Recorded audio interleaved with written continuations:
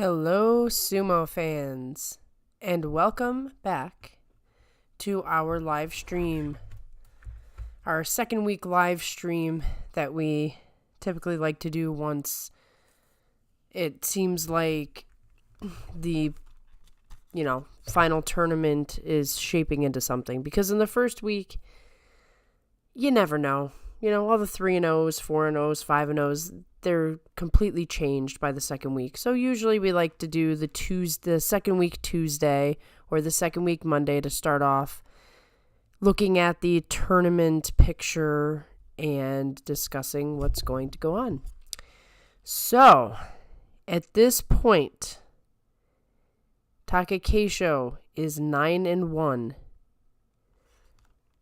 Onosho and Koto Shoho are the only ones really in the race. I mean, there's a couple of 3 lost guys. We'll talk about them. Hello, Daniel. Onosho and Koto Shoho, both 8-2. The 7-3 guys, Azumaryu, Nishikigi, and Tamawashi. So as you look at this group of people,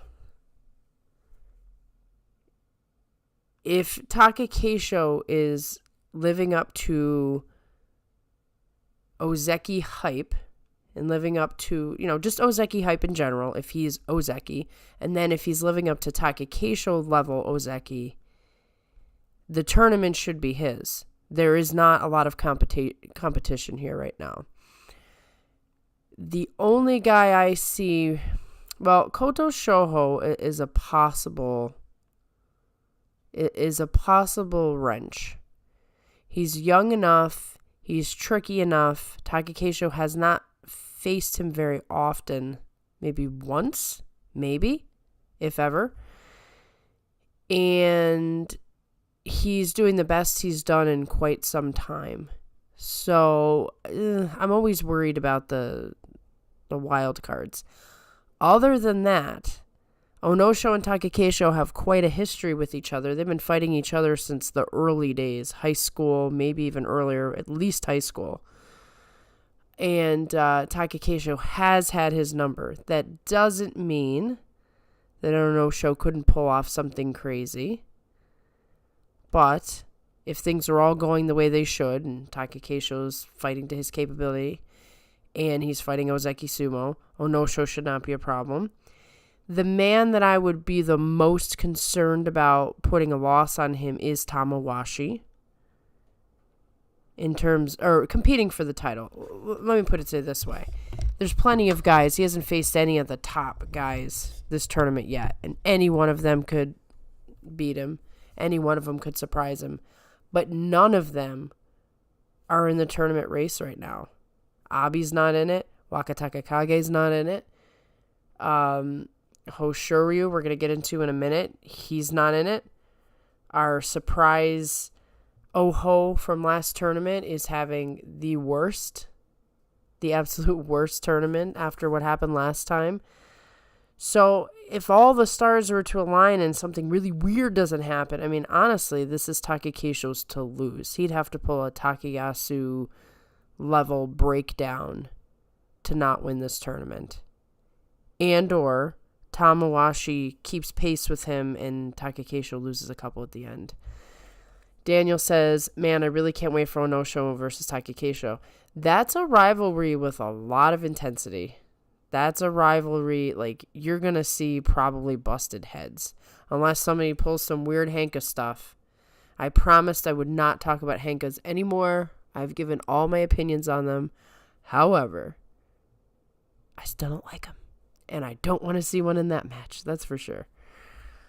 So, we have sort of the 2 things here. Takakeisho is, the leader for the first time in a long time. Typically, the last 6 tournaments at least, Takakeisho was coming from behind. We have not seen Takakeisho with a lead in quite some time. To see, is that a more comfortable Takakeisho who can just run away with it? Some guys do better from behind. With Takayasu's case, he's tried everything, and even a rabbit's foot, and it hasn't worked out too good for him. So we will see. The second part of this is what everybody's been talking about, which is Takakeisho, Future Yokozuna. And there are so many opinions on this. I can't wait to get into them. And hopefully people in the chat, as they come on, I know I started a little bit early. So I'm going to go back to this topic of Takakeisho Yokozuna after I see if a couple more people show up. But I'd love to get opinions in the chat about a variety of things there. But going back down through sort of the sumo news and what's been going on. So Hoshoryu, a couple days ago, pulled a very, very classic hanka, one that just looked like something out of a movie or something. And that got a bunch of buzz online. And then the next day, he hurts himself. And now today, he's out for supposedly just a day. And then he should be back tomorrow. Very important that he competes the rest of the tournament and wins, because he's still trying to put together that Ozeki run. If he were to drop out of this tournament, that would be dead in the water. So I don't think he wants to do that. Very interesting about Hoshoryu. He was my pick to win it all. And there's two reasons. One, I really did believe he was going to build upon last tournament and this was going to be his moment. But two, I feel like I can't pick Takakeisho anymore because I want him to win so bad. I almost just can never pick him again. So Takakeisho is always in the back of my mind is I hope he's in it. I hope he wins it. But I don't think I'm going to pick him anymore. So getting back to Hoshoryu, he's really channeling his inner Asashoryu. It wasn't just the way he did the hanka, but it's the strut, it's the face. It's kind of funny to see some of the newer sumo fans make comments on Hoshoryu because it's obvious they haven't seen a lot of him, and they probably don't know. They probably don't know anything about Asashoryu either as new sumo fans. But he really does bring the cocky persona, I'm the big man in town. Like that's the face he has on. But the fun thing about I read through every comment section. Jason's sumo comment section, Nato's, Kintamayama, I read them all because that's really Sumo Stew, anybody who pops up. That's really how you get the best pulse because we don't have a whole lot of options for finding out what people think about sumo. So I go through as many comments as I possibly can. And somebody said that Hoshoryu actually said in an interview that he has very bad eyesight. And that is why he has that permanent squinty face that sort of looks like he's just mad all the time. And I find that very, very interesting because maybe he's not the cocky guy you think he is. Who knows? If you look at just his persona in the ring, he looks like he is just angry man, hates everybody. But then he does like this interview where he's really calm. Oh, I can't see. There's like two different sides to that man, I swear. But I'm rooting for him to come back. Hopefully the injury is not too much for him to overcome. He really needs to keep winning to keep the Ozeki bid going. It's very interesting because John and I will get into this more in the recap. I don't want to take too much of the thunder there. But what's interesting is we always like to predict these different types of tournaments. And it turns out that we hadn't seen one like this in a while. But this is also the injury tournament.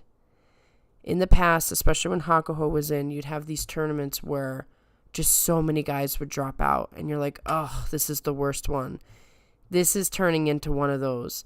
Not only do we have several guys who are out injured, but we have one retirement, and it looks like a second retirement is coming, which really hurts my heart. He was my first favorite wrestler. But let me just read a few comments here from the chat. Glad to see Hiraomi and Koto Shoho doing well. Yes. I really like Hiraomi is like my new secret pick because I didn't expect much of him 2 tournaments ago, and he's really surprised. And he's a young guy, 22-year-old. Very, very important stuff. And Koto Shoho, I'm going to do a shout out to Q Breezy, who hopefully will show up tonight, but if not, we'll listen to this later. Q Breezy picked Koto Shoho to go do it all, win the whole tournament. That is pretty cool. Q Breezy is the closest one to picking the winner so far. So, because nobody picked Takakeisho, including myself. Nobody picked Onosho. Nobody picked Tamawashi, although everybody should probably throw Tamawashi in there. And then also in the chat, Hoshoryu is actually very soft-spoken. So you have, if you're a new sumo fan and all you do is just watch the matches, and you have 12 minutes or 15 minutes, or some guys do a half an hour, you have just this small period of time to get to know these wrestlers. I highly encourage you to listen to the interviews, to read the comment sections, to read the articles, because there are two sides. I would say Hoshoryu is very different than his uncle, even though he may look like a spitting image and he seems to have the same sort of ring presence. He actually doesn't seem like a mean guy outside of it, whereas Hoshoryu seems like he's that guy 24 hours a day. So, anyway, I started a Meisei spoiler counter, and so far he has one. I was very, very concerned. He knocked Daisho out of the spot when Daisho was, in this running, to make a move in the tournament. And I was really worried today when he was fighting Takakeisho that I was going to have to add another counter. Fortunately, I did not have to do that. Now we're going to get to, first of all, Shodai. I'm sorry, Shodai, but the bandage has finally been ripped off, and we do not have to play the roller coaster ride of Ozeki Kadoban for a while. He has to start the process all over again, so if he can muster up the ability to become Ozeki again, it's going to be a while. At least 3 tournaments, probably way more than that, if ever. I'm sad that that's happened to him. Very, very sad. But at the same time, he did some of his best sumo today. So maybe, just maybe, Shodai just needs the pressure off. Being an Ozeki is absolutely the hardest position. Now, I would say Yokozuna is the hardest pressure-wise, but Ozeki has added features like never being able to take a tournament off. Some guys just might not have the personality for it, even if they have the skill, and that just seems to be the case for Shodai. So I'm wishing Shodai the absolute best. I hope he starts winning tournaments. Maybe that's his thing. Win tournaments instead of being Ozeki. It takes a certain type of fighter to be an Ozeki, and I want to get into that topic as well, because I've noticed some very interesting things with Takakeisho and Hakuho. So we'll get to that. But now we have to also go through, unfortunately, the injuries and then the retirement and then the expected retirement, which caught me off guard. But it's out there in the sumo world being talked about. So Takayasu, for all of his, excitement and stirring the pot, and he's going to go for 6 tournaments, according to Chris Sumo, gets injured. He is out for this tournament. Tochinoshin, he is not the potential retirement I am speaking of. But Tochinoshin, who's been keeping it together all this time, fighting on those injured knees and doing everything he could with his upper body, dislocates his shoulder. And now he's been hanging on by a thread at the bottom for at least 2 years now. With that dislocated shoulder, he is likely going to Juryo. So, of course, everybody's speculating, will this be the end of his career? I've seen all sorts of comments on people's opinions. Obviously, none of us know, because we're not in his inner circle. Some people said, and including the NHK commentators are all over this. A lot of people expect him to retire. But there are plenty who said that Tochinoshin would continue on as long as he was getting a paycheck, which means maybe he will do at least one try at Juryo to see if he can come back up. Depends on where they put him in Juryo. Depends on if the shoulder heals. I mean, he's sort of like same situation as Ikioi. He's been just sort of wrestling until the clock ran out. And we don't know yet if the clock has finally run out. And then we have Okinomi actually retiring, which John and I had been speculating for the last few tournaments was probably coming.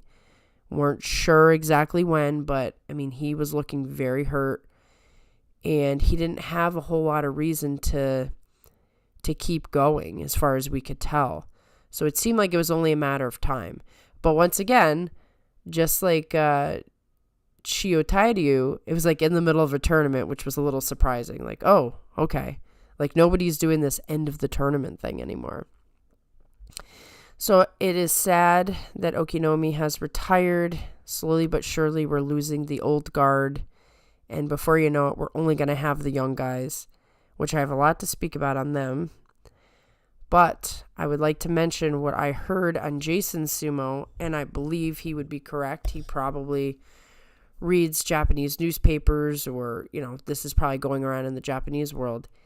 Ishiura looks like he's going to be forced to retire from that neck injury, which is really, really sad.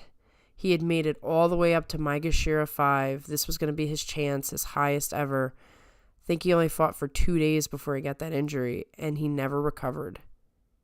And unfortunately, this is the scary thing about sumo in general, but especially for the small guys. Because you're so small, you can't make a mistake. You can't, even more than that, you have to be amazing. And unfortunately, he got caught, and it looks like he will be announcing a retirement in some point soon in the future without ever stepping in the ring again. Which, we'll talk about this. We'll talk about this in the recap show also, but Hakuho's retirement ceremony is going to happen right after the end of this tournament. And maybe Ishiura wants to stay technically an active wrestler till that's over. It's a possibility. Really looking forward to that retirement ceremony, though I think I'll cry. I'll probably cry when Hakuho's top knot gets cut. That's a big deal. But yeah, Quackadoo says Ishiura lost the weight. Yeah, I mean it's a lot of work, especially for these smaller guys to keep the weight on. There's no way for him to gain that weight back. In addition to the fact that, a neck injury, my goodness, like that affects your whole life. So, it's probably dangerous for him ever to get back in the ring. Which, by the way, Takakeisho's been fighting with a neck injury for a couple years now, which terrifies me every time he gets in the ring with Ichinojo in particular. But Quackadoo also said the Keisho. Let's talk a little bit more about the Keisho and the up-and-coming wrestlers. This is something interesting that I've been piecing together as I watch all this different sumo content. So, we all know about Sumo Primetime, I think. Takakeisho gave one of these very rare interviews. The guy never does interviews. He gave a very rare interview with Sumo Primetime in which the quote was, "You don't know what it's like to be Yokozuna until you are one." And then he said, I've blown it twice. And then he said, I want to know what it's like. I want to become Yokozuna so I can know what it's like. The interesting thing is, the man who constantly says this is Hakuho. Hakuho has said in multiple interviews, in his book, several places, everywhere, that the biggest lesson he learned about going from Ozeki to Yokozuna was that you don't know what it's like to be Yokozuna until you are Yokozuna. So either Hakuho and Takakeisho are having conversations, or Takakeisho has been studying Hakuho. I don't think Takakeisho wastes any words, so I think it was very deliberate that he said what he said. Especially with, if you watch the Grand Sumo preview, nobody had any faith that Takakeisho was going to be the next Yokozuna, including Hakuho. Hakuho's prediction for the next Yokozuna was Asanoyama. And we know that Asanoyama is going to need at least, I don't know, 3 or 4 tournaments if he's absolutely perfect to become Yokozuna.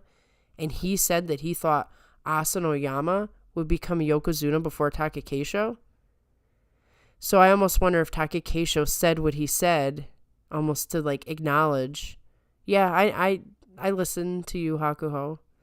So, yeah, Takakeisho has got a lot going against him for Yokozuna, in the sense that until this tournament, we hadn't really seen what he could do once somebody grabbed the belt. And now he's doing these great Kotanages all of a sudden. What he did to Meisei today was, it was so good. He like baited him into grabbing the belt. Because in the past, Meisei knew he could rely on that. And Takakeisho pulled the Kotanage. So he has evolved, which is something that John and I have been talking about. Like, can he do it? Can he find a way to survive once the belt is grabbed? And it looks like he's found a way. So now he has, he can power you out. He can parry you and slap you down. He can do the Kotanage. So we got 3 different ways. He could do a combination of all 3, a combination of 2 of them. So he's showing the Sumo Council, and he's showing all of his detractors, including the fans, there's plenty of them out there, that he can do more than just last 10 seconds and blast a guy out of the ring. He must have really, really worked on this. He must have really, really internalized the criticisms to be performing the way he is now. My only question is, can he stay healthy? He's got that lingering neck injury that worries me, because it's not just a one and done. He talked about how he gets these stabbing pains in his neck every once in a while, and he just fights through it. Which brings me to, if we have some people in here who want to comment on this, would it be a good thing for Takakeisho to become Yokozuna right now? And on this channel in particular, we have discussed this. And there are different views. And I had to think about what I really believe. Because I see both sides of it, and I'm conflicted. I'm very conflicted, but I've come to a good place on my decision here. So, the way it stands now, if Takakeisho wins this thing out 14-1, I think they're going to give him the Yokozuna promotion. If he goes 13-2, it's a maybe. If he goes 12-3, I think they'll make him try again. John is in concurrence with me on that. So, is it a good thing to root for him to become Yokozuna? Now, many people say he's not consistent enough. He's not Yokozuna material. Blah blah blah blah blah. Okay, well, I think being Ozeki for as long as he has been, with everything that's gone on, he certainly has the personality to be Ozeki, or to be Yokozuna. He lost his stable master in the very beginning of his career due to scandal. He's lost several stablemates due to scandal. His major sparring partner, Takanosho, has just completely fallen off. He has been the lone Ozeki and lone top guy for several tournaments. And he's kept it up. He's had some Kadoban issues, but he hasn't fallen out since the very first time when he had to do Ozeki Wake. And he withdrew from the tournament intentionally. He withdrew from the tournament intentionally and then got demoted to Sekiwake with the thought of, I've healed enough, I will get 10 wins. It was a big risk, and I've never seen anybody else do it. I'm sure they have. But most would come and try to fight and then drop out after day 3. He just took the whole tournament off. Came back, got his 10 wins. And he's been holding down the fort. And he's one of the most serious guys there. He does what he has to do in a very tumultuous time where there are no Yokozunas around, where all the people below him are chaotic. I think he's done everything he can personality-wise to own this. Now he has to do it with the results. So Daniel brings up the point that we are going to talk about.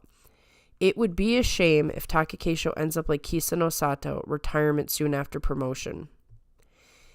That is the big concern. And that was one of our other viewers who's on a different time zone, so he has a hard time coming in. He brought up the point that it'd be a complete disaster if Takakeisho became Yokozuna, because once you're Yokozuna, if you start getting injured and you fall off or you can't live up to the standard, you have to retire. Whereas with Ozeki, you can just keep going and going and going. And to him, that would be a disaster. And to me, it would be a disaster because I want to see Takakeisho forever, right? Here's the thing that I finally came to the conclusion of. Especially after seeing what happened with Ishiura. Especially after seeing what happened with Kisano Sato. Sumo is a brutal sport. And no day is promised to you. You can walk in that ring tomorrow and get a career-ending injury. You can walk into that ring tomorrow and, something mentally happens. And you just get into a slump and you never get back. You could walk into that ring tomorrow and you could die. Actually has happened, unfortunately. So Takakeisho has one of the more brutal styles of sumo. So how long of a career is he really going to have anyway? Between the neck injury, the busting his face every other day, being a small guy, so he is brutally beating himself every time he's in that ring. You might as well go for it all. Because at the end of the day, his career could be shortened without being Yokozuna. So now's the time. If he's got it in him and it all aligns, if he becomes Yokozuna, and even if he gets a Kisano Sato situation, maybe that's better than never making it to Yokozuna at all. That's where I'm at now. I think he needs to take the time. He just needs to go for it. And right now he's locked in. He's looking really good. He's got a couple of techniques in. I'd love to see him win his third. I'd love to see him get promoted to Yokozuna. Do his best to, prove the naysayers wrong. But at the end of the day, he's earned where he's gotten. So I'm going to endorse Takakeisho for Yokozuna, should he put up the results he needs to. And hopefully we get a longer career out of him. But we will see. He is probably one of the most iffy of all that we've had in the most recent years. So Carlos is saying Hoshoryu and Ura. I'm guessing those are your favorites. And Hoshoryu's back today, which I heard that Hoshoryu was coming back. Let's hope that his condition is good. Considering he's a light guy, having an ankle injury is not impossible to get past. But it's going to slow him down a little bit, and he is a mover. So hopefully he's good. I'd like to see him put the wins in, keep that Ozeki thing going. And Ura is just a delight. He is a complete delight. I can't get over him. He is a character in the ring. And you need characters. Like, the day that Ura says he can't fight anymore is going to be really, really sad, because he's got the pink moashi. He's doing his crazy, matrixy moves and finding a way to stay in the ring, even though, it looks like he's already out. Just love the man. Just love the man. So, what else do I have here? Okay, so tomorrow, Takakeisho will fight Kota no Waka. That is a match that I'm a little iffy on, because I feel like Kota no Waka could pull a shifty one on Takakeisho, but I don't think he will. We'll see. And they're going to have Onosho fight Koto Shoho tomorrow, so they're already trying to knock another guy down. This is like the lowest ranked guy is going against Takakeisho at this point for the Yusho. He could possibly only be followed by Onosho or Koto Shoho. We know Azamaru is not going to challenge for it. Nishikigi, he's got some veteran, like, yeah, I'm going to do this. And Tamawashi, never, ever count out Tamawashi. This guy scares me to death. Either in his tenacity to win, but also his tenacity that he will hurt you. Don't get hurt, Takakeisho. Do not get hurt. Where's my wood? I'm knocking in the wood. So let's see. We got a bunch of people with some comments here. Stargazer. He deserves the belt, so at the end of his career, he can be given or buy elder stock and stay in sumo. I 100% agree. I think he's done everything that has been asked of him that he is capable of. He hasn't gotten himself involved in any scandals. He's worked hard. He's fought hard. He's stayed at the top. He hasn't pulled a lot of nonsense. He's done everything that was asked of him. So now if he can just put the results together here at the end, then he deserves the belt. And I will definitely cry if he gets the white belt and I get to see his very first ring entering ceremony. Oh man, I'm picturing it now. It's so beautiful. Tulio says, could we be more happy as a Takakeisho fan? No. Well, we can be. We can be happier when the tournament is over. He's not injured. He won the Yusho. And we get that little knock on the door that he's the next Yokozuna. That will make my year. It's only January. And that will be the best present I could ever have. It'll get me through those long, dark days of February for sure. And then we'll see in the future, But I'm kind of scared talking like this because I'm always afraid something will go wrong. But right now, in this live stream, Takakeisho fans can be super, super happy. Just super, super happy in this moment. And Quackadoo says, yeah, Keisho would buy a stock. Yeah, I don't want to jinx it either. I don't. But at the same time, it's a sumo podcast, so I kind of have to talk about it. I kind of have to go there. That's why I'm kind of glad I had something come up last night, so I could not do it last night. I'm like, let's just get one more match in before I talk about Takakeisho. And then, all went well. He defeated Meisei, whom I was worried about. I'm always worried about Meisei for anybody. That is why I started the Meisei spoiler counter. Because I'm sure, he knocked out Daisho. And there's not many people for him to knock out this tournament. But going forward, you're going to see like 5 or 6 people that he messes with per tournament.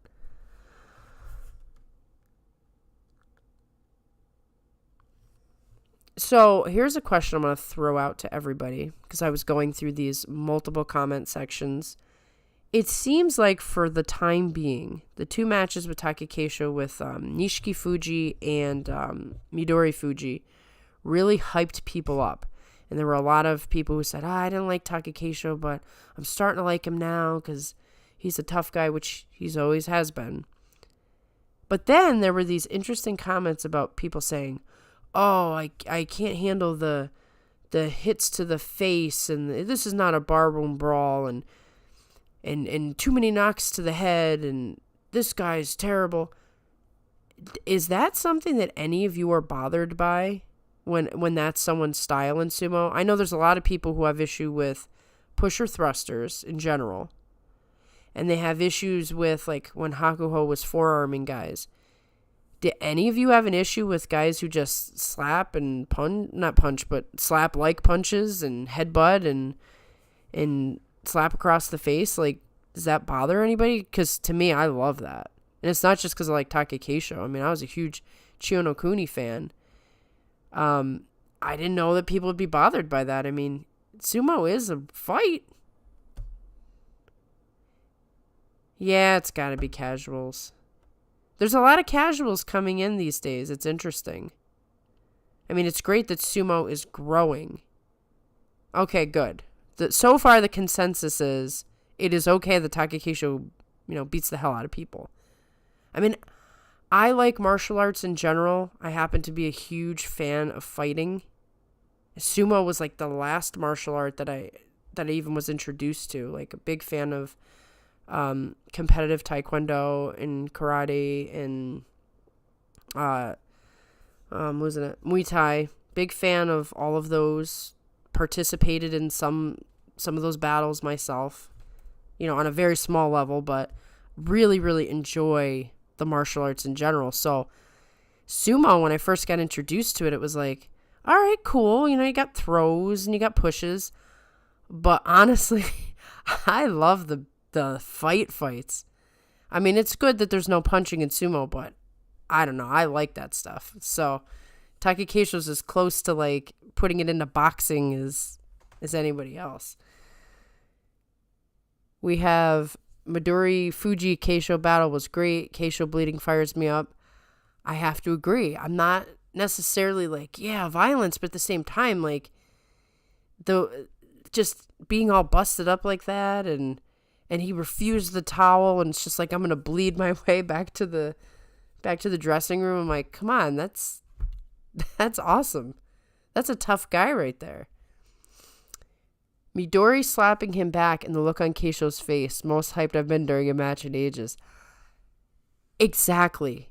A lot of times in sumo, if somebody's grabbing your leg, they're grabbing your belt, they're doing this and that, there's not a lot of moments where they're doing something that agitates you, which creates a new energy in the match. It's usually, oh, I got caught with the belt, or, oh, I'm going to fight you. I'm not going to lose at the edge. When somebody slaps a guy across the face and then those two make eye contact, boy, wow, does the energy just really flow. You can even hear it in the crowd. They start going nuts. And when the crowd goes nuts, then I'm going nuts even more. Like, those matches, whew. But Keisho, he's hurting at the end. If Hakuho can elbow Myogiru in the face, then Takakeisho can slap Midori Fuji in the face. Yeah, there's a big difference between an elbow and a slap. Especially because, technically speaking, elbows are not legal, but there's a way, if you, sort of flatten it down, that it's not illegal. But a slap is part of it. You're slapping the guys in the chest, so why can't you slap them in the face?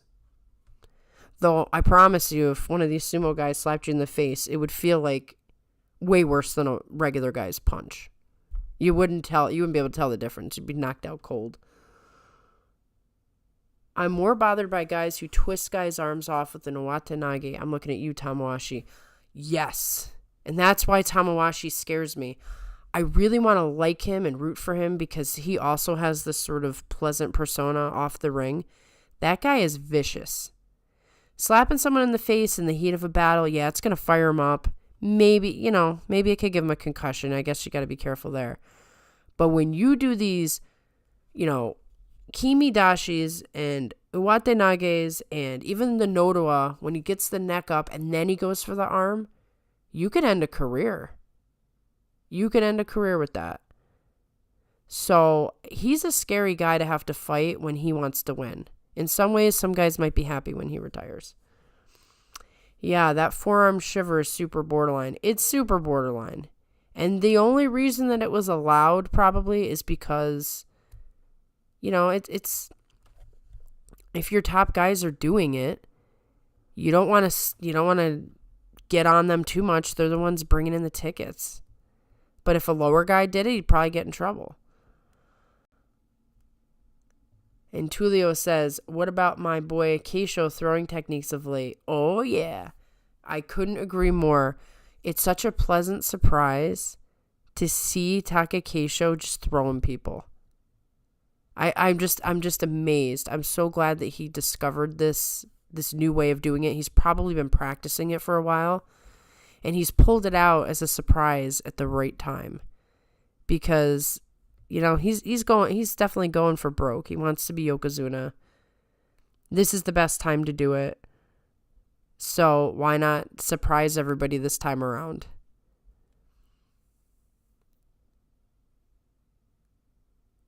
Yes, the Kotanage is the throw that Keisho's been doing. So it's sort of the one arm. I don't know if it's over the shoulder, but it's the one arm thing that he's been doing. Now that can break an arm too if you're not careful, but I haven't seen when Tamawashi does it. it really seems like Tamawashi, like, his intention is... Tamawashi's intention when he's doing the Kimidashi in particular, that's when he squeezes the arms and pushes you out. Shodai did it today. His intention is, you will lose to me or I will break your arm. It's pretty obvious. Tamawashi ended both Tochinoshin and Takayasu's runs as Ozeki. I'm surprised people like him, considering what he did to two of the most popular Rikishi. They probably don't know this or remember this. I do. And that's why I've always been sort of low-key, I don't want to say hating him, but I respect him as somebody who's been in the ring for a very long time. I respect him as being the oldest guy to win a Yusho.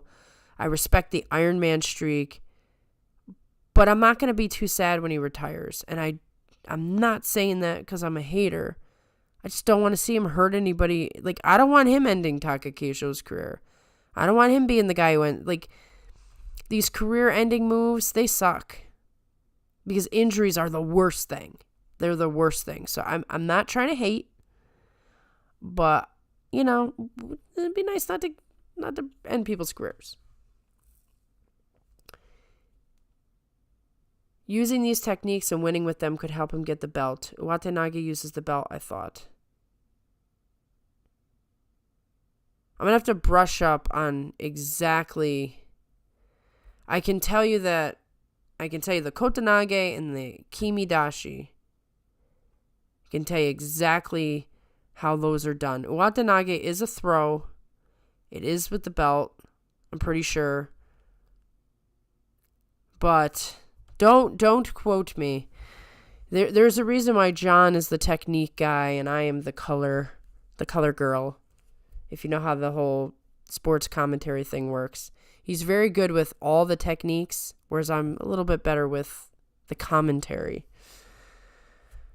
So, yes, Tamawashi has got his sights in this Yusho. I have no question about it, and I wouldn't be too surprised if he goes at Takakeisho very aggressively and tries to pull one of his moves. Because Tamawashi, I mean, it's tough, right? Sumo is a super competitive sport, and it's a violent sport. So in some ways, how can you blame him for being the way he is? But Tamawashi is the guy that it really seems like he doesn't care if he ends your career as long as he gets a win. That's just how it feels in the way his sumo is. But because he's quiet and seems very pleasant, people forget that aspect of him. So I'm hoping Takakeisho just blasts him out. Don't let him grab any sort of arm. Don't try the Kotanage on him. Just blast him out. I hope that is the game plan when he fights Tamawashi. And it would be good if Tamawashi lost a couple more matches before he fought Takakeisho or didn't face him at all. It's possible he won't face him, but I don't think so. Daniel says Uwatanage is just an overarm throw. So yeah, this is how you can bust a guy's arm, depending on how you do it.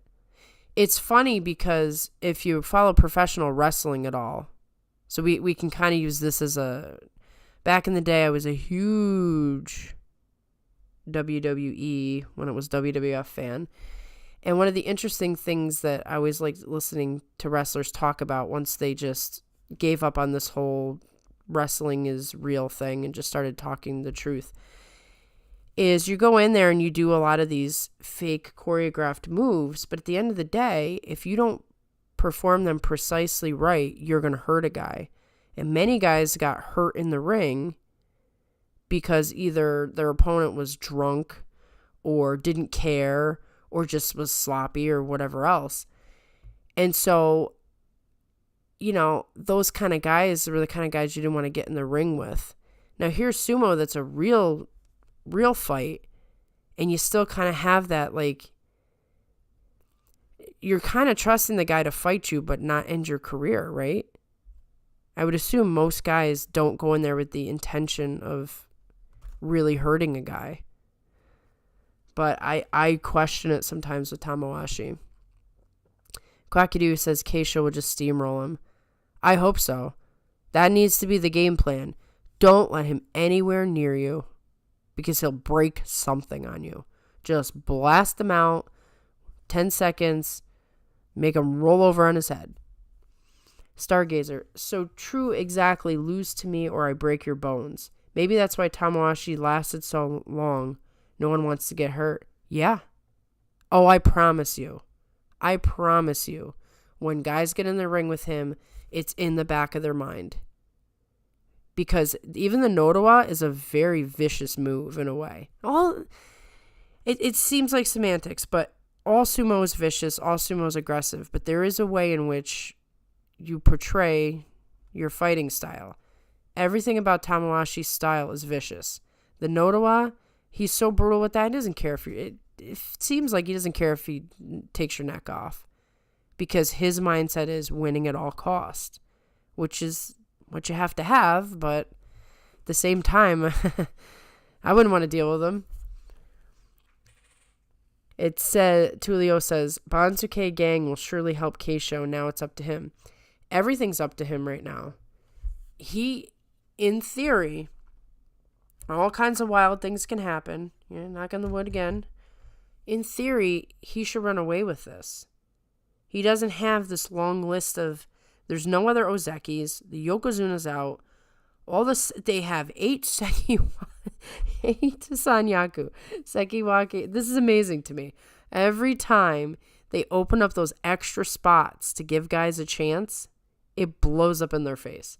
You got 8 Sanyaku, and none of them are in the title race. I can't believe it. It doesn't make any sense. Especially because Abi was looking pretty good in the beginning, and I thought, wow, he's going to get over the curse of winning the Yusho, and then, he's going to do a back-to-back Yusho. Usually the guy who wins for the first time, he's not used to all the attention and all the parties you got to go to and all the training that you don't get to do. And here was Abi the first 5 days. I'm like, wow, he's going to break the curse. No, not going to happen. But mark my words, Abi's another person. Thank God Takakeisho already fought him and already beat him. He's another person you got to watch. He won't necessarily, he's not vicious like Tamawashi, but he'll do what he has to do to win. You have to worry about those kind of guys. Do I think Hoshoryu will get 8 and drop out? No, because he cannot do his Ozeki run if he gets only 8. He needs to get 10. Now, it depends. I mean, if he's really, really hurt, he might have to. He might be like, I can't go any further. I'll have to start, I'll have to worry about this next time. But if he wants the Ozeki run, he needs the 10. And he needs the 10 right now. I'm pretty sure the 8 will reset the entire thing for him. It's a shame. It's really a shame that he got injured. Which brings me to another Hakuho thing that I found very, very interesting and wanted to talk about last night, but we can talk about it today. So I'm watching the Sumo Primetime, and Hakuho has been very, very open. Actually, it wasn't Sumo Primetime, it was NHK World Preview, but that is directly tied to Sumo Primetime. They're the same entity, but I think they're 2 different channels maybe. But they were talking to Hakuho, and they asked him, why do you think, the wrestlers are not performing as well as they did in your time? And he made a comment that he's made 1,000,000 times before, but this time, I think I understand it, and I think I'm not going to blow it off this time. He said it was the lack of consistent training, and if these guys just trained harder, they would do better. And this is what Hakuho always talks about, because he's an obsessive trainer. But then I got thinking about it. He's exactly right. We've been trying to diagnose why these young guys are not performing the way the guys of the past did, why these young guys do really, really great for a tournament and then they fall apart the next tournament. It is the training. It really is the training, as simple as that sounds. Hakuho was the skinniest guy, the weakest guy, and he trained mercilessly through, guys before him who probably did the, equivalent of hazing kind of stuff. Not that I'm endorsing it, but pushed him to the brink. And it isn't until you are pushed to the brink that you become a champion like him. These young guys haven't trained properly for 3 years. There was no interstable trainings. There was no sumo tours. There was no going to visit other stables, not just the ones where everybody comes together, but just like a single guy couldn't go and train at a stable. Many of these guys don't train in a stable with, a lot of the upper rankers are kind of clustered in particular stables.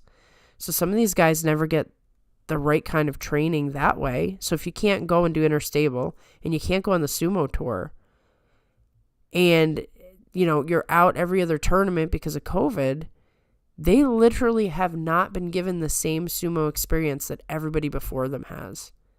This is actually the reason. I do think the more I listen to Hakuho that the training is just as much responsible for the success of some of these guys as anything else. Hakuho, at the weight and size that he was, now don't get me wrong, he grew up in a wrestling family. And yes, he had Hoshoryu, who was a rival. Having a really strong rival and a really smart guy who was already Yokozuna, it helps that.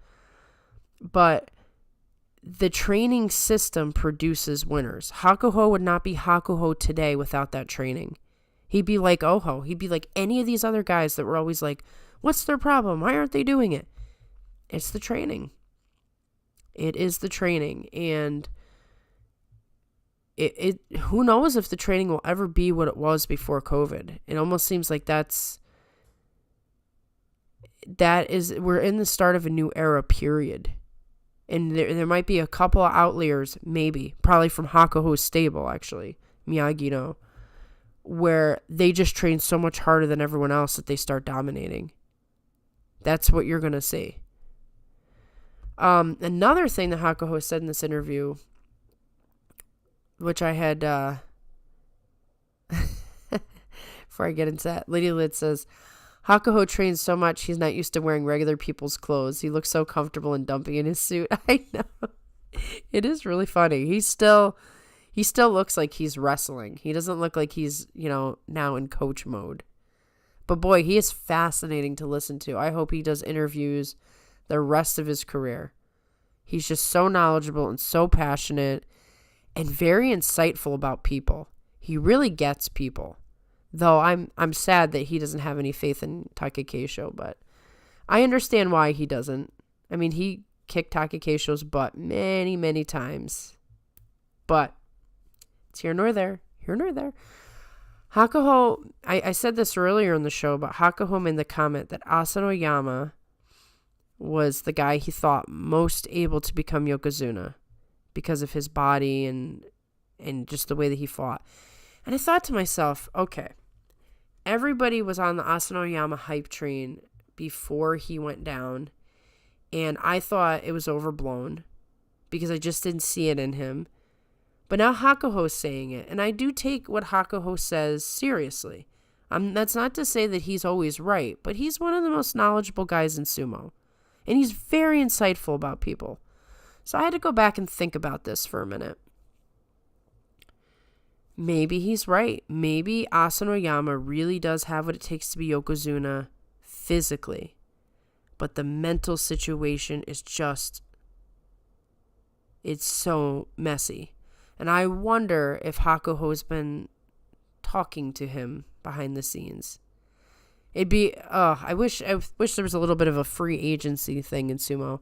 Could you imagine Asanoyama training under Hakuho? He'd be a beast. He'd be an absolute beast. And I am rooting for Asanoyama to come back and just be the guy he was supposed to be. Particularly because you find out that everybody was messing with these COVID rules. Everybody was doing something wrong, and he's the only guy who gets punished. I know I don't want to give him a free pass. He did tell lies and stuff. But here nor there, he goes all the way down, and then his dad dies. And I can't get over that. That is really, I'm going to have to root for him forever. That is just really too much. That's too real. He's going to have to live with the fact that he got demoted and never be able to show his dad him coming back. Like, that's really hard to motivate yourself. And I think his coach died too. It might not have been his direct coach, but maybe his like high school coach that meant a lot to him. He's dealing with stuff that could break a normal man, and then he's supposed to hold the weight of Japan on his shoulders. He needs a win. He needs a life win. I really hope good things start to happen for him. Tulio, do you think that restricting the number of foreigners still contributes to this lower performances?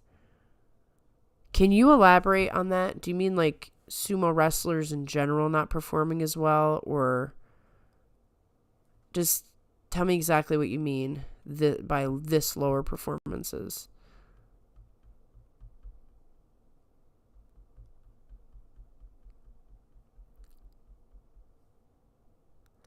I can say that they're starting to at least show foreigners on the Sumo Primetime thing. But I don't know if those are just people who already live in... I'm guessing it's the people who already live in Japan. And they're like, hey, look, there's foreigners here. Though I know somebody who's going to Japan no problem in April. So I don't really know what the rules are there. Oh, you're talking about restricting the number of foreign wrestlers. Liddy Lid, discipline for foreigners is higher. Gotta learn general Japanese culture and stuff. This is true, but they also do bring them in pretty young, like 14, 15, I think. So, when you're a kid, a teenager, it's a lot easier to mold yourself into this new culture. Here's the interesting thing. So, Sumo Stu, who I discovered a little while ago, did a video a year ago on Takakeisho when he was, maybe a year or two ago, when Takakeisho was going for Yokozuna bid back then. Some very interesting things came up about Japanese wrestlers versus foreign wrestlers. Typically speaking, it seems to be that the Japanese wrestlers are not nearly as aggressive as the foreign wrestlers, particularly the Mongols. Mongolians are made for sumo. They really are. They're a tough people. They learn a lot of... They have to be a lot more physical in their terrain. Like, I read some small research paper. Don't know how true it is, but the stuff that was claimed in there sounded pretty good to me. About bareback horse riding and things like that. I mean, that's going to give you quite a bit of lower body strength. They have the fact that Mongolia, it doesn't have the prestige of Japan. Japan's one of the biggest countries in the world in terms of, finances and power and technology. The Mongolians have to work a lot harder to be seen. And, they're getting their opportunity in Japan to be a sumo wrestler. They're going to work a lot harder. And they come in with a certain toughness that maybe the Japanese guys don't have. Add to that, like I said, there's a lot more physical demands in the Mongolian culture that just makes them ready for it. So as far as restricting the number of foreign wrestlers, this is tricky, right? There's been all these different shifts, right? Back in the 90s, there was a lot of Hawaiian wrestlers. And they were a totally different kind of wrestler than the Mongolians are today. That was the first set of foreigners to really come into professional sumo and make a name for foreigners. And they're really the ones that made the first big impact. So it's sort of the first wave of foreign sumo wrestler, and now you're in the second wave, which is the Mongolians. Totally different style. So I don't know that restricting foreigners is impacting the performances as much as maybe just the fact that Japanese culture is softer. I really think that's what it is. In general, United States, Japan, a lot of Europe, we're much softer in our prosperity than times past. And that makes, people less aggressive, especially in a sport like sumo. Aggression is how you win the game.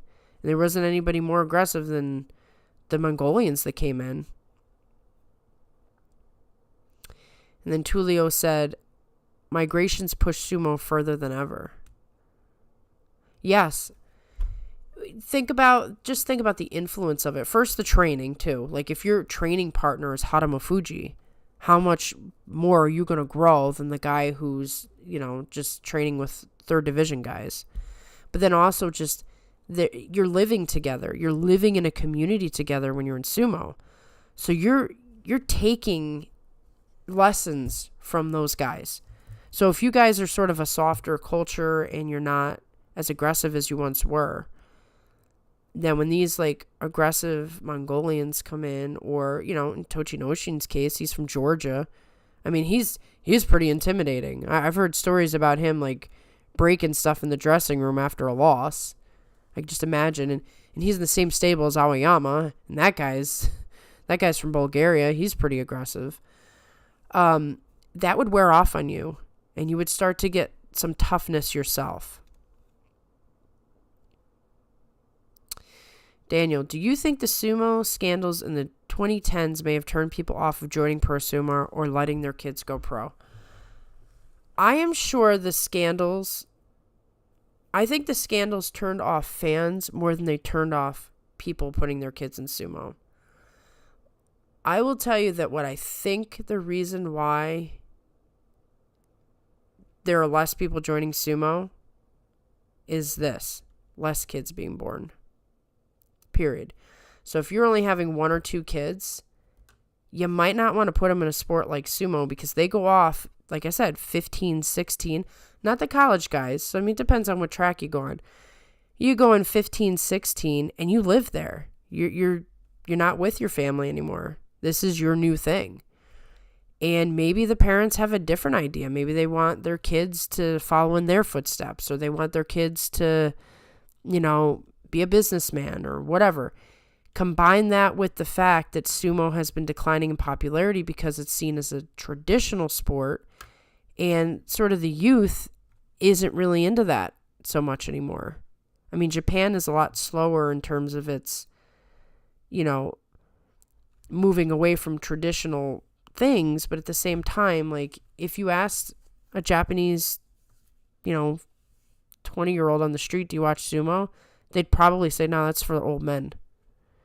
So it's a little bit of just a shift from the traditional sport interest. It's a little bit of, sumo is such a commitment that if you only have one child, you may not want to give them up to sumo. I would say, if anything, the bullying and the hazing would have some parents not be sending their kids into sumo. That whole thing that got Issei Gahama in trouble, I mean, their parents are the one who reported that to the JSA. So if anything, that's turning some parents away from sending their kids in. So it's sort of a combination of a lot of factors. But, if you're one of these farming families and you had 4 kids back in the day, you might send one to sumo. You might send one off to the city. You keep one at home. Now, if you have one child, you're going to be pretty selective on where you want to, guide them. Tulio said, you still have to be into Shinto stuff, but religious beliefs overall are diminishing too. Yeah, I don't know how much a role that plays, in the sense, yes and no, right? So Japan's never really been religious, even though they do the Shinto stuff. It's almost like tradition. But like, at least modern Japan. I can't go all the way back to, before the isolation period where they started sending people in. Japan in this modern period has never really even bought into the Shinto stuff either. It's more like, this is what we do, this is our cultural thing, versus we really believe in this. But with that being said, there was a stronger identity of there is something higher than us, and so sumo is, it transcends other things. People are kind of getting away from that. This is when you move away from tradition and start going to a more modern humanist world. It's not special to people anymore because it's like they don't feel the traditional spiritual, like, this is so grand. It's not grand to them anymore as you see religious beliefs diminishing. Just things are just so sanitized now. Daniel says, I'm pretty sure the 80s and 90s were the peak of sumo's popularity. I'm pretty sure the Japanese were more hyped to cheer for Chiyonofuji and Takanohana than Hoshoryu. Well, yeah, I mean, those were their homegrown guys, too. I mean, we could look into that factor that with the years of the Mongolians and the Americans and, you know, these other guys dominating, maybe some Japanese lost interest because they don't have a home guy to root for. You know, that might be a big part of it too. Hoshoryu, you know, he had a lot of attitude. And people didn't like it. I mean, the foreigners love that stuff. But the Japanese, they don't tend to like people who stand out. Just because it makes them feel uncomfortable. It may not even be that they think they're wrong. But it's not their comfort level. So how can they really connect to Hoshoryu? And Daniel said, Japanese are definitely spiritual, but not so much religious. Exactly. But even, I think maybe this connects to Tulio's point, even the spiritual is diminishing too. So whether you're religious or spiritual, the whole like mystique of spirit is also leaving Japan as we go into this more modern world. So sumo just seems like some old thing that old people do. And that's a shame because I know, man, the foreigners would take it in a heartbeat. There's so many of us that are like, sumo is so great. Why don't you understand? Quackadoo. Well, if Takakeisho gets the win, it would be Teru versus Taka. I'm looking forward to that. They already have this nice little rivalry going. When they were both Ozeki and then Teru jumped over him, it would be nice to see even just one, because I don't know what we're going to get from either of these guys. We could be in a terrible situation where Terunofuji and Takakeisho, both Yokozuna, both get hurt. No Yokozuna, no Ozeki. That's worst case scenario. But in a beautiful world where we get to write exactly what we want, it would be amazing if Terunofuji and Takakeisho fought each other at least once for the Yusho, both as Yokozuna. I would love it. I would absolutely love it. Yep, I knew you meant it, Yokozuna. I would love it. But unfortunately, we just don't know what kind of timetable we have with either guy. And I think maybe Hakuho is right that Asanoyama is probably the next guy who's ready to be, like the only guy who's ready to be Yokozuna. Hoshoryu is not there as much as we would love him to be. This tournament has shown he's still not there. And it's probably the training. Although, learning that he has bad eyesight, that really adds to it. I don't know if he can get contacts or if he can't wear contacts because it's sumo and I don't know I don't know what that situation is. This is where I wish I could actually understand spoken Japanese so I could see more interviews. Because if they don't do the subtitles, then you're lost. And then you look at the comment section and everybody's Japanese, so you can't even read the comments to see what it's about. But we are in for quite an ending in terms of there's a nice big prize at the end if Takakeisho can pull it off.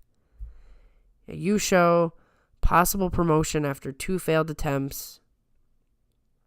Maybe we get a nice interview with Hakuho where he's like, oh, blah, blah, blah. Takakeisho, I'm very proud of him this tournament. That's all my wish list in a nutshell right there. But we will see. We will see. Meanwhile, we got to watch out for that Tamawashi. And keep an eye on that Koto Shoho.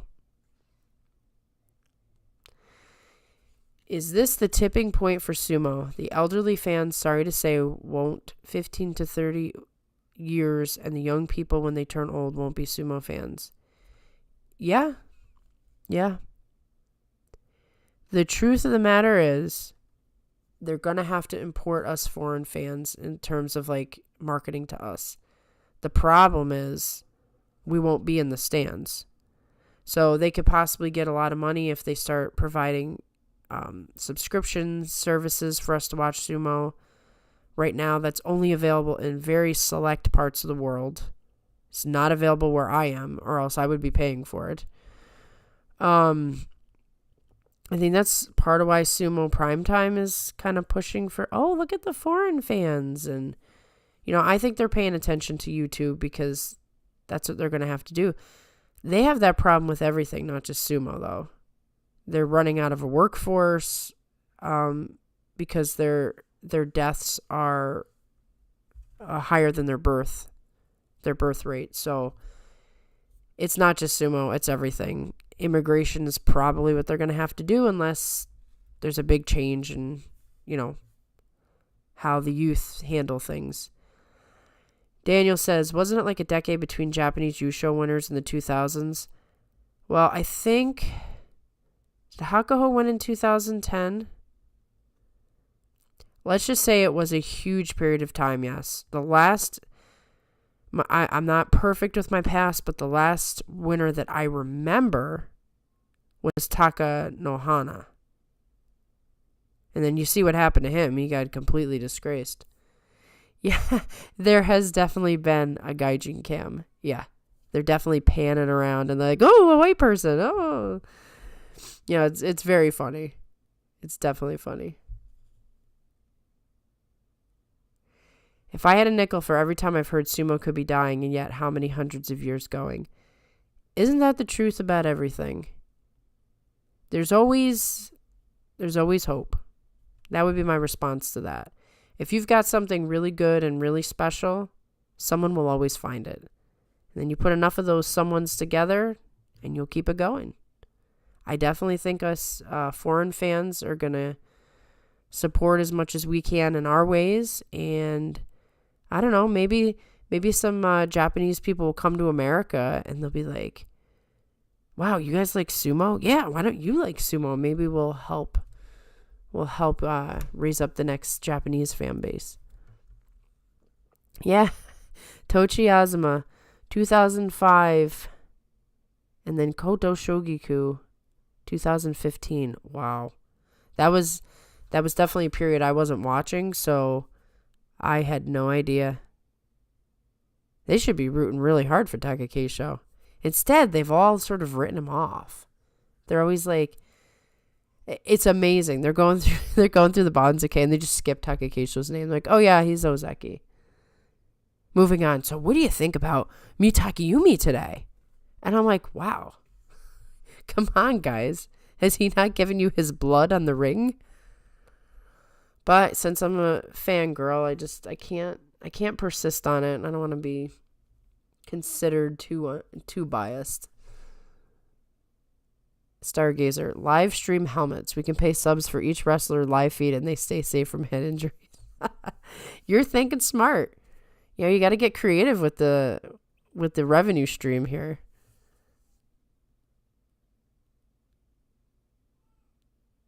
I think I was looking at, there's like a new place to buy sumo stuff, and I think you can buy it in the States at least. I have to look more into that, but I would search Takakeisho and I saw Takakeisho pillows and stuff like that. I'm like, oh my goodness, I need to spend some time on this later. I'm going to be buying things. What happened to Mita? Well, you're saying Mitakeyumi? Is that who you're saying?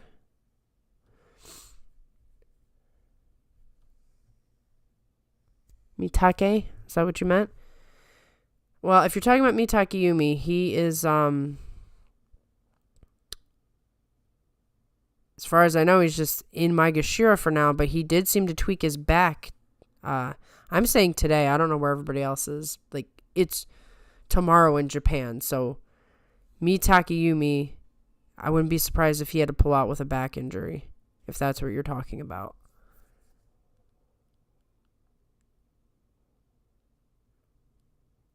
Are you seeing something about him pulling out?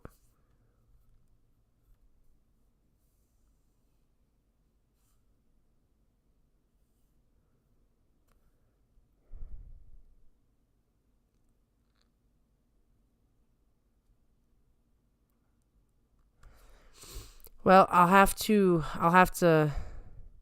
I'll have to look into that. Oh, you're looking at news. Yeah, he was walking really funny after his match. I guess we would say yesterday, even though it's still today for me. And Murray Johnson speculated back pull.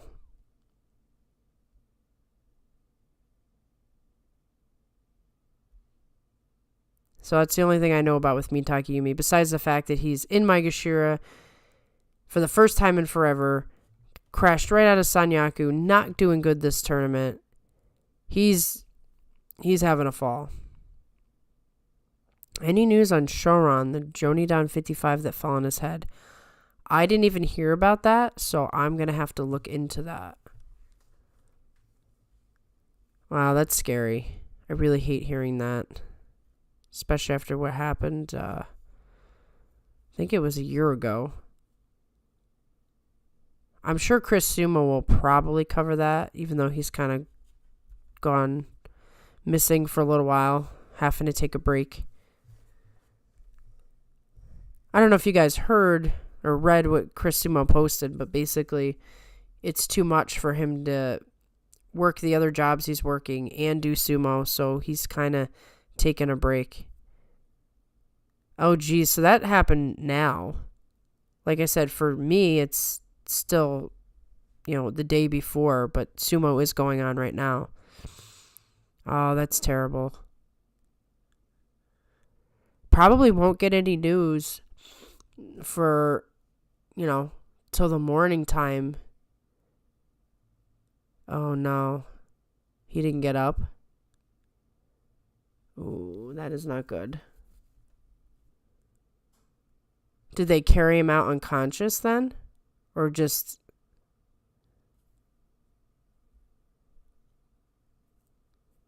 was he responsive at all and they just had to pick him up? Or was he unconscious?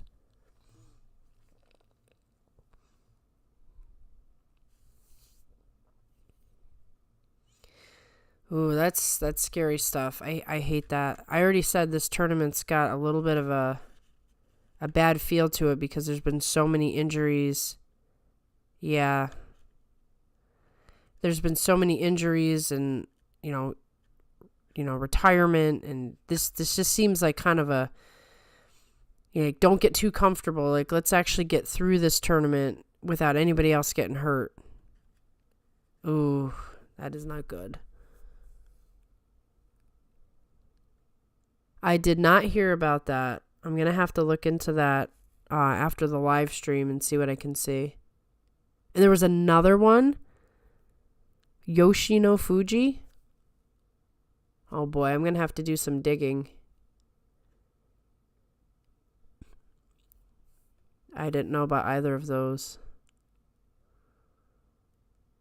I'm going to write their names down, do some digging. Figure out, if anybody's got status updates. There's a lot of guys who will get into this territory. Like sometimes tachiai.org will go right into this stuff. So let me write their names down. He just fell over as he tachiai'd and the judges gathered around him like it was a mono-e. Ooh. Yeah, that's not a good sign. That definitely sounds like they thought it was really severe, if not worst case scenario. Oh, man. You hate to hear that. That right there is a reason not to put your kids in sumo. Yep, I'm gonna put that in. Jonidan 55. I've got a weird setup here where it's hard for me actually to do any searching while we're talking, which is why we always have just the one screen. Until I can mess around with that a little more, I never want to touch it. So as we do more of these, I'll figure out how to navigate that a little better. I think I need 2 screens or something.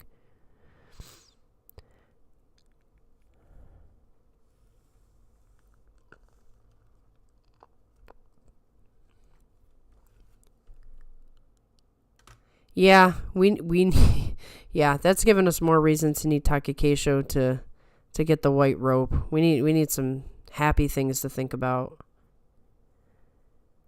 Whew. I don't like hearing that stuff. That's it. Like when Ishihara got the severe neck injury and I heard he has to retire, like that put chills down my spine. I can go and watch the stream from yesterday and see it for myself. I will do that. If YouTube didn't take it down, a lot of times YouTube will take that stuff down. But I will go search for it. All right. On this sour note, I'm going to get off, do some searching for Sumo. I will be back. Check out the community tab because unfortunately it's a little dicey sometimes when I'm available to do these live streams. I'm definitely going to do at least 2 more. Depending on what happens with Sumo tomorrow, I might do one tomorrow night and Thursday. I think that's what I'm going to do. But keep an eye out on the community tab because I'll tell you exactly what's going on. Tulio says it's still recent, so it should be there. I'm going to look for it right after I get off. So guys, girls, anybody who's here, thank you for coming on. This was a very, very successful live stream. We're getting more and more people, which is great. It's so much more fun when you guys are on, you're commenting, we're really getting a conversation going. This is like my favorite new thing when Sumo's on is to talk with all of you because it really makes Sumo that much more fun. So I appreciate you coming on and listening to me banter and talking with me. So like I said, I'm going to try to do probably tomorrow night and Thursday, but check the community tab. And if you have notifications, I think they tell you, but I'm not sure. Check the community tab. I will post there exactly when I'm doing it. It'll be around the exact same time. I love it too. Like, this is the first time I've seen something, and maybe other things exist, but where Sumo people can chat live. So, I'd be chatting on other chatting things live if it was available. But instead, we'll create it here on 42 Opinions, and all of you can come chat with me. So, thank you all for coming by, and hopefully the 2 sumo wrestlers are okay, and hopefully we get nothing but good news from here on out. Why, thank you, Tulio. What is ASMR?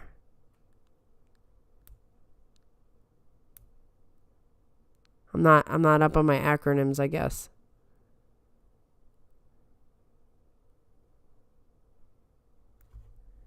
I'll be searching that after this. All right. Bye for now, everyone. Happy Sumo. Nothing but good vibes from here on out.